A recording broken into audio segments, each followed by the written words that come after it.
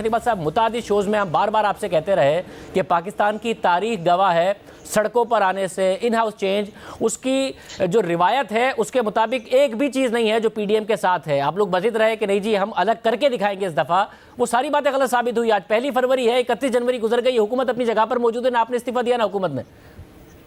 देखिए शाहजेब साहब, पहली बात तो मैं ये कहूँगा कि जो आप पाकिस्तान की तारीख बता रहे हैं, हम उसी तारीख को तो बदलना चाहते हैं।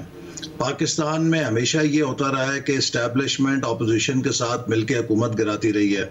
अब इस दफ़ा ये मुश्किल हो गई है कि इस्टेब्लिशमेंट एक ऐसी हुकूमत के साथ बॉक्स हो गई है कि जो नॉन परफॉर्मिंग भी है, जो अनपॉपुलर भी है, और अपोजिशन से कोई हाथ मिलाने के लिए तैयार नहीं इस्टेब्लिशमेंट के साथ कि अब हम उस पुराने रास्ते को सब तर्क करना चाहते हैं।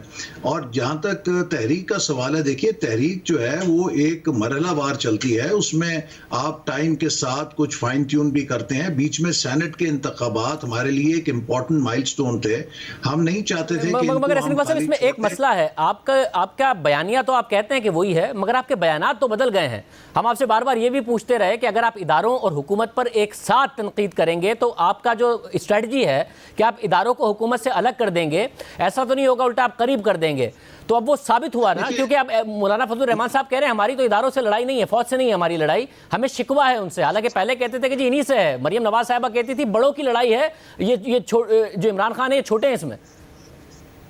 देखिए इदारों से जो हमारा इख्तलाफ है या था, वो इस बुनियाद पे नहीं था कि वो इदारे क्या कर रहे हैं या वो इदारे क्या हैं।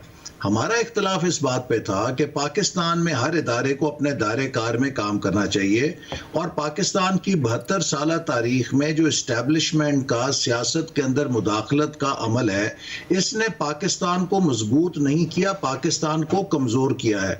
आधा पाकिस्तान हमसे टूट गया इसी मुदाखलत और वोट को एहतराम ना देने की वजह से, और बाकी मादा पाकिस्तान भी कमज़ोर होता रहा इसी मुदाखलत की वजह से। तो हम इदारों के ख़िलाफ़ नहीं हैं, हम इदारों के सियासत में मुदाखलत के ख़िलाफ़ हैं। इसी तरह अब जो हमारी तहरीक है वो सेनेट के बाद इंशाल्लाह असल मरहले में दाखिल होगी, और 4 तारीख को आप देखिएगा जो पीडीएम का सरबराही इजलास है वो ठोस लॉन्ग मार्च के हवाले से ऐलान करेगा। और ये लॉन्ग मार्च आम नहीं होगी, पाकिस्तान में हमेशा लॉन्ग मार्च होते थे हुकूमत गिराने के लिए, ये लॉन्ग मार्च है उस निज़ाम को तब्दील करने के लिए जिसने 22 करोड़ अवाम के वोटों को यरगमाल बनाया हुआ है, जो पाकिस्तान को एक मुस्तहकम सियासी जमहूरियत नहीं बनने दे रहा। हमने आपको पहले भी कहा था, आपको पहले भी कहा था, दोबारा कह रहे हैं आप कर रहे हैं लॉन्ग मार्च। आपके लॉन्ग मार्च से हुकूमत को क्या फ़र्क पड़ जाएगा? पीपल्स पार्टी कहती है धरना उन्होंने देना नहीं है, धरने का आपका प्लान भी नहीं है, आपने जलसे कर लिए, आप लॉन्ग मार्च भी कर ले, क्या फ़र्क पड़ जाएगा हुकूमत में? देखिए ये तो मैंने जैसे आपसे कहा ना कि ये लॉन्ग मार्च उस तर्ज का नहीं है जैसे पहले होते रहे। पाकिस्तान की 10 डेमोक्रेटिक फोर्सेस जिसमें चारों सूबों की जमातें शामिल हैं, कौमी जमातें शामिल हैं, इलाकाई जमातें शामिल हैं, मजहबी जमातें शामिल हैं, इसका अगर आप कोई मुमासलत कर सकते हैं तो ये उस किस्म का कंसेंसस है जो जजेस मूवमेंट के दौरान हमने देखा था कि हर तबका फ़िक्र का शख्स उस रूल ऑफ लॉ के लिए निकल आया था।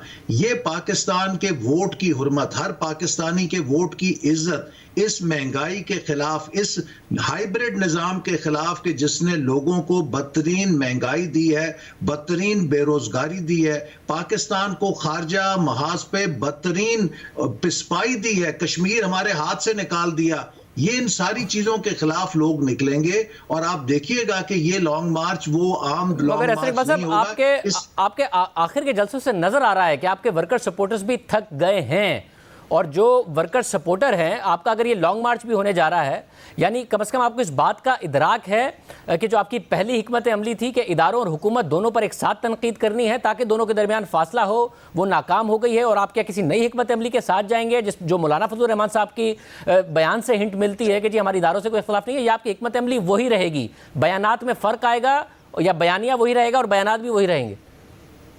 शाहजेब, हमारी हिकमत अमली सिर्फ एक है कि पाकिस्तान के लिए वक्त आ गया है कि पाकिस्तान को आइन के मुताबिक चलाया जाए, पाकिस्तान को एक मजबूत रियासत बनाया जाए, पाकिस्तान मुआशी तौर पे खोखला हो रहा है। हम अपने खित्ते में जहां बैठे हैं, हमारा हमसाया मुल्क अगर 11% से तरक्की करेगा, हम 1-1.5% से तरक्की करेंगे, हमारा दिफा खतरे पे पड़ जाएगा, जो कि पड़ चुका है ऑलरेडी।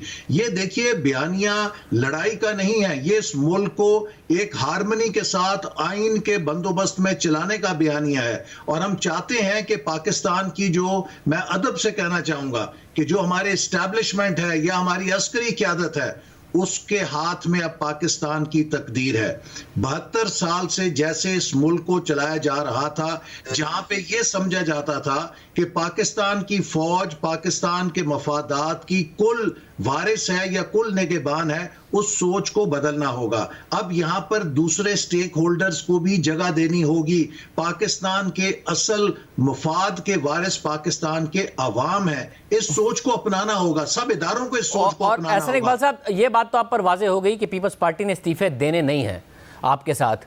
तो आप जब लॉन्ग मार्च करेंगे, जैसा कि अब तक होता आया है कि ना आप इदारों को हुकूमत से दूर कर पाए और हुकूमत मजबूत से मजबूत तर होती चली गई, जब आपकी हिकमत अमली नाकाम होती चली गई और आपकी डेडलाइंस गुजरती चली गई, तो आप लॉन्ग मार्च के बाद भी हुकूमत को मजबूत ही नहीं करके छोड़ेंगे फिर? देखिए, हम किसी को ना किसी से करीब करना चाहते हैं, ना किसी से दूर करना चाहते हैं। जो कुर्बतें हैं वो रहें या ना रहें, हमारा सिर्फ एक मकसद है कि हम सबको आइन के करीब करना चाहते हैं। जो आइन से दूर होगा वो पाकिस्तान को खोखला और कमजोर करेगा। अगर सब पाकिस्तान के आइन से करीब होकर चलें तो फिर ना इस मुल्क के अंदर कोई झगड़ा है, ना इस मुल्क के अंदर कोई लड़ाई है। हर कोई अपने हिस्से का काम कर सकता है। मैं फिर ये कहूंगा शाहजेब, देखिए, पाकिस्तान के जनरल्स को पाकिस्तान के बॉर्डर्स की हिफाजत करनी चाहिए। पाकिस्तान के सियासतदानों को पाकिस्तान की सियासत और पार्लियामेंट के फैसले करने हैं। पाकिस्तान के जजेस को इंसाफ फराहम करना है। पाकिस्तान की ब्यूरोक्रेसी को, इस मुल्क के निज़ाम को, दफ्तरी निज़ाम को एफिशिएंटली चलाना है। पाकिस्तान के प्राइवेट सेक्टर को इकोनॉमी ड्राइव करनी है। हर कोई अपना काम करे, ये मुल्क जन्नत है। एहसन इकबाल साहब, अगर अपना काम नहीं करना चाहता, हर कोई दूसरे के काम में टांग अड़ाना चाहता है। एहसन इकबाल साहब, अगर ये मौदवाना दरख्वास्त से हो सकता होता तो आप लोग इतनी बड़ी मूवमेंट ना चलाते, पहले ही कर लेते। ये नहीं होना था मौदवाना दरख्वास्त से, इसीलिए आप लोगों ने इतनी बड़ी मूवमेंट चलाई, नाम ले लेके नवाज शरीफ साहब ने तनकीद की, अब आप फिर मौदवाना गुजारिश पर ही आ गए। तो बस फिर ना ही समझे। मौदवाना गुजारिश नहीं, मैं तो ये एक रिफ्लेक्शन, एक रियलिटी बता रहा हूं। और ये जो जद्दोजहद है, देखिए हम इसके लिए क्यों मजबूर हुए हैं। ये पाकिस्तान के अवाम और हमारे मुस्तकबिल की जद्दोजहद है, हमारे नौजवानों के मुस्तकबिल की जद्दोजहद है। यकीन कीजिए शाहजेब, अब हमारे दिलों में 1% ये लालच नहीं है हमने कोई ओहदा लेना है। हम चाहते हैं कि इस मुल्क से हमने जो कुछ लिया, 30-30 साल लगाए, इस मुल्क ने बहुत नवाजा, 5-5, 6-6 दफा एमएनए बन गए, वजारतें देख ली। अब हम अपनी अगली नस्ल को एक जमहूरी आईनी पाकिस्तान देके जाना चाहते हैं। देखिए, पाकिस्तान जो भी कुर्बानी होगी देंगे। पाकिस्तान की ग्राउंड रियलिटीज हैं, जो आपके जवाबात हैं उन पर सवाल नहीं उठा रहा मैं अगर आपकी हिकमत अमली पर सवाल उठा रहा हूं कि आपके पास है या नहीं है, क्योंकि आपकी जो भी हिकमत अमली है वो हुकूमत को मजबूत किए जा रही है। अब भी आप दावे बड़े करेंगे, आखिरी रिजल्ट ये होगा कि हुकूमत और मजबूत हो जाएगी। देखिए, ये हुकूमत तो खोखली हो चुकी है। हमारी जो पहले मरहले की मुहिम थी उसने राय अम्मा को हमवार किया है। देखिए, जो ये पब्लिक ओपिनियन होती है, ये जलसों से, रैलीज का मकसद ही होता है कि पब्लिक ओपिनियन मोबिलाइजेशन करें। वो जो राय अम्मा का दबाव है आज आपको हुकूमत के अंदर नजर आ रहा है। वजीर आजम बैकी बैकी बातें कर रहे हैं, वज़रा बैकी बैकी बातें कर रहे हैं। जो इनके अरकान असेंबली हैं वो अपनी मीटिंग्स में कह रहे हैं कि हम जहां जाते हैं लोग हमसे महंगाई पर सवाल करते हैं, हम उनसे माफिया मांगते हैं, हम उनका सामना नहीं कर सकते।